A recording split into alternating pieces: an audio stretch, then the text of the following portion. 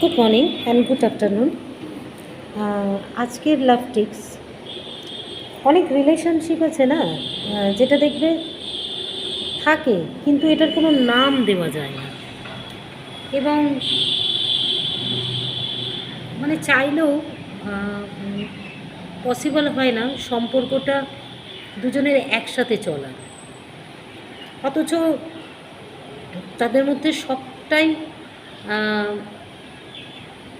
অন্তরের একটা বন্ডিং থাকে, যেটা একটা স্বামী স্ত্রীর রিলেশনশিপেও হয়তো হয়ে ওঠে না। এরকম সম্পর্কের না নাম হয় না, কিন্তু এরকম সম্পর্কে সম্মান অনেক বেশি হয়, শ্রদ্ধা অনেক বেশি হয়।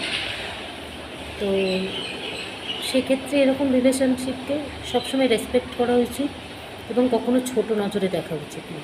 চলো আজকে এটা লাভ টিপস, ভালো থেকে টাটা।